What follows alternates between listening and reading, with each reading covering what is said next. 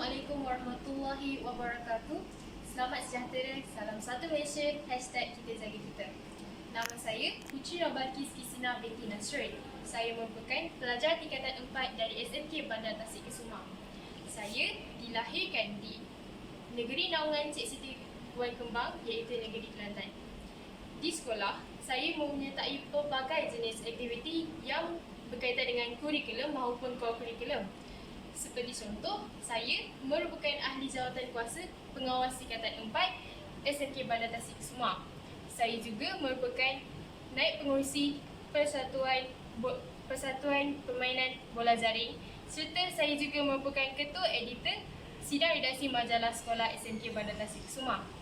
Antara aktiviti yang saya ceburi ialah saya sedang menyertai sebuah pertandingan DRIS Young Voice for Conservation di peringkat kebangsaan. Antara pencapaian yang saya capai pada tahun ini ialah saya telah berjaya memenangi tempat kedua dalam pertandingan bola jaring bagi MSSD daerah Hulu Langat. Di rumah, saya suka mencari pelbagai jenis bahan yang boleh saya baca, tidak kira novel, buku, komik maupun petikan-petikan ringkas yang terdapat di media sosial. Bangsa membaca, bangsa berjaya. Begitulah yang slogan kata yang digunakan oleh Perpustakaan Negara semasa kempen membaca yang diadakan pada tahun 2005 sehingga tahun 2008. Maksud daripada slogan kata itu ialah bangsa yang membaca ialah bangsa yang berjaya, dan bangsa yang berjaya ialah bangsa yang cemerlang. Maka dengan itu, saya berusaha sedaya upaya untuk memupuk nilai membaca di dalam diri saya supaya saya menjadi seorang pakar nutrisi dan pemakanan apabila saya dewasa kelak. Itu sahaja daripada diri saya.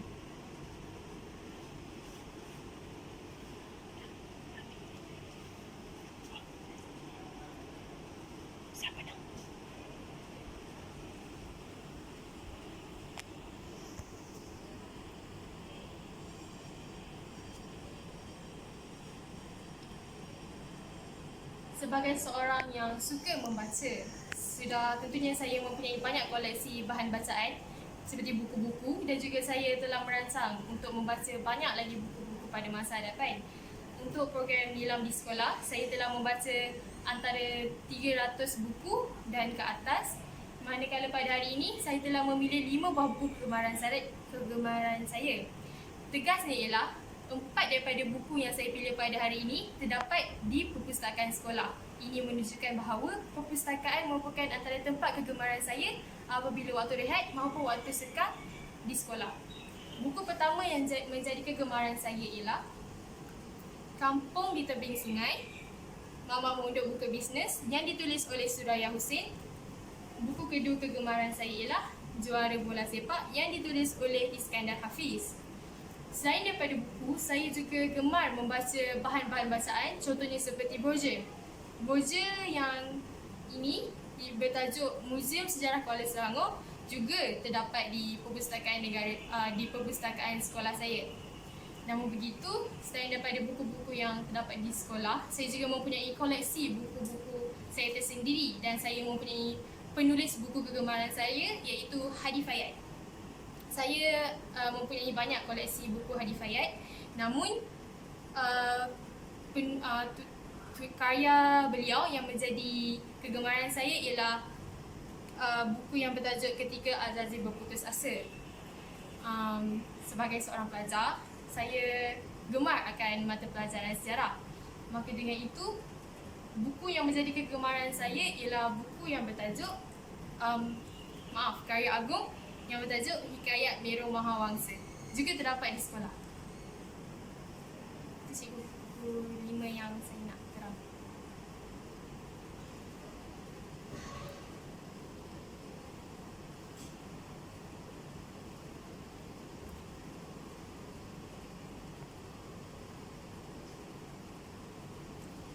Okey, seperti yang saya nyatakan tadi, saya gemar akan mata pelajaran sejarah.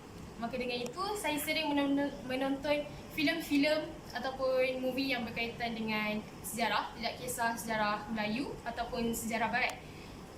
Pada tahun 2013, saya telah menonton sebuah filem yang bertajuk Hikayat Meru Mahawangsa, arahan Yusri Abdul Halim, dan diterbitkan oleh KRU Studios. Dan maka dengan itu saya daripada menonton filem tersebut telah menarik minat saya untuk lebih mengenali serta mendalami isi-isi serta jalan penceritaan yang terdapat dalam filem Hikayat Merom Mahawangsa itu. Maka dengan itu saya telah menjumpai sebuah karya agung yang berjudul Hikayat Merom Mahawangsa di perpustakaan sekolah, dan saya tidak teragak-agak untuk meminjam buku ini daripada guru perpustakaan sekolah. Baiklah, buku ini dikaji dan ditulis oleh Siti Hawa Haji Saleh dan berjaya diterbitkan oleh Yayasan Karyawan dan Penerbit Universiti Malaya pada tahun 1998. Buku ini menceritakan tentang Merom Mahawangsa yang merupakan seorang pahlawan yang agung serta membanggakan pada satu ketika dahulu. Buku ini juga menceritakan tentang pembukaan Kerajaan Langkah Sukar seterusnya menjadi pembuka kepada kegemilangan Kerajaan Kedah Zamanul. Hikayat ini dimulakan dengan kisah penceritaan antara Garuda dan Nabi Allah Sulaiman. Pada satu ketika dahulu, Merom Mahawangsa diarahkan untuk mengiringi Puteri Raja Rom ke negeri China untuk meminang Puteri Raja China. Namun, rombongan tersebut telah dihalang oleh Garuda yang telah bersumpah dengan Nabi Allah Sulaiman bahawa dia akan menghalang Raja Rom daripada menampakkan kebesarannya dengan berbesan dengan Raja China. Maka dengan itu, Merom Mahawangsa pun tiba di sebuah tanah dan terbinalah Kerajaan Langkah Sukar. Di sini, bermulanya pembukaan Kerajaan Negeri Kedah di bawah pemerintahan Raja Merom Mahawangsa, seterusnya beralih kepada puterinya yang menggunakan gelaran Raja Merom Mahadi Pusat. Raja Merom Mahadi Pusat dikurniakan 4 orang cahaya mata. Putera pertamanya diarahkan untuk membuka kerajaan Siam. Putera keduanya diarahkan untuk membuka kerajaan Perak. Manakala puteri ketiganya diarahkan untuk membuka kerajaan Patani. Dan putera keempatnya diarahkan untuk tinggal bersama-sama baginda di Kedah bagi menggantikan tahta baginda dengan gelaran Raja Seri Mahawangsa. Walaupun di dalam buku ini, penulis tidak memperincikan hubungan yang terjalin antara negeri Kedah, Perak dan Patani. Namun, penulis ada menggambarkan wujudnya pertalian yang erat antara negeri Kedah dengan negeri Siam.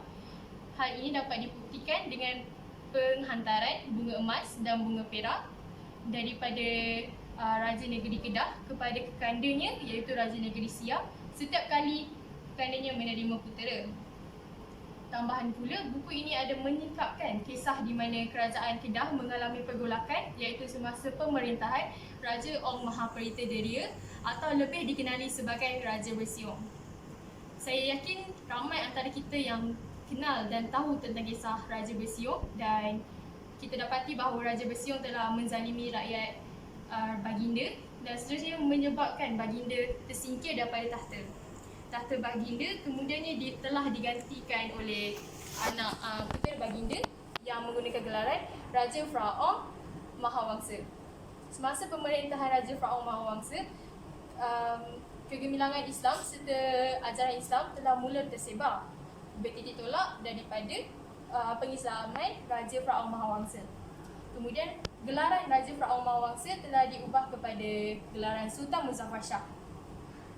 Pengakhiran daripada karya ini ianya menceritakan tentang struktur pemerintahan Kedah yang semakin kukuh serta jurai pemerintahan raja-raja yang memerintah sehingga Sultan Ahmad Tajuddin Halim Shah iaitu raja yang memerintah semasa hikayat ini disalin buat kali terakhir. Daripada membaca hikayat yang bersejarah seperti ini, saya memperoleh pelbagai jenis nilai-nilai ilmu, antaranya nilai taat akan pemerintah. Saya dapati bahawa rakyat serta masyarakat pada zaman dulu amat taat akan pemerintah kerana mereka takut ditimpa tulah ataupun lebih dikenali sebagai malapetaka. Selain itu, saya juga memperoleh nilai kepentingan menjaga adat resam. Hal ini dapat dibuktikan melalui sifat masyarakat zaman dahulu yang amat menjaga pantang larang serta adat resam yang diwarisi secara turun-temurun daripada nenek moyang mereka. Kesimpulan daripada hikayat ini, saya dapati bahawa Ikan ini menceritakan tentang salah silap dan asal-usul keturunan Raja Kedah yang memerintah serta segala bentuk nilai, ilmu, jalan cerita dan budaya yang terdapat di dalam buku ini menjadikan saya merasakan bahawa karya agung ini layak diberi perhatian kepada masyarakat, terutamanya pada masyarakat pada zaman milenium pada waktu kini lah. Jadi akhir kata saya berharap agar dengan hobi membaca serta penerapan nilai membaca, saya dapat menyahut seruan kerajaan untuk membaca kerana membaca merupakan jabatan ilmu. Terima kasih.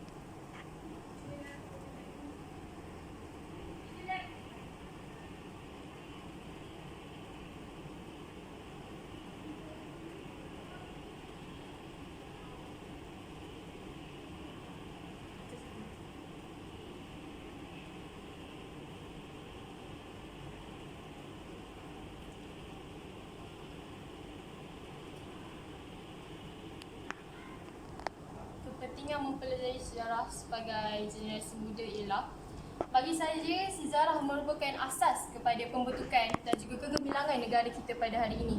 Jika masyarakat pada zaman ini mengabaikan serta tidak mengutamakan mata pelajaran sejarah, tentunya masa depan negara akan lebih gelap dan tidak mustahil bahawa sejarah-sejarah silam atau sejarah-sejarah gelap yang berlaku pada masa dahulu, contohnya seperti Tanah Melayu dijajah oleh British, Jepun serta Belanda akan berulang kembali, di mana di masa hadapan tidak mustahil akan ada lagi penjajah yang akan datang jika masyarakat pada zaman kini tidak mempelajari sejarah serta mengambil iktibar daripada sejarah yang telah berlaku pada masa dahulu. Selain itu, saya yakin bahawa dengan mempelajari sejarah, kita dapat memperkenalkan serta membanggakan lagi Malaysia kepada negara-negara luar. Seperti contoh, kalau kita melancong dan ataupun kita melawati negara-negara luar dan jika orang asing bertanya tentang sejarah negara kita, adakah kita tahu? Dan ianya agak memalukan jika kita tidak mengenali Malaysia ataupun tidak mengenali tentang sejarah pembentukan negara kita. Maka dengan itu saya berasa bahawa sebagai pelajar, sejarah merupakan pelajaran yang amat penting dan seruan pihak Kementerian Pendidikan menjadikan sejarah sebagai mata pelajaran yang wajib lulus untuk sijil mata pelajaran Malaysia iaitu SPM amatlah bagus dan memberangsangkan, kerana dengan cara ini masyarakat muda akan lebih menghayati dan mementingkan sejarah. Itu sahaja. Terima kasih.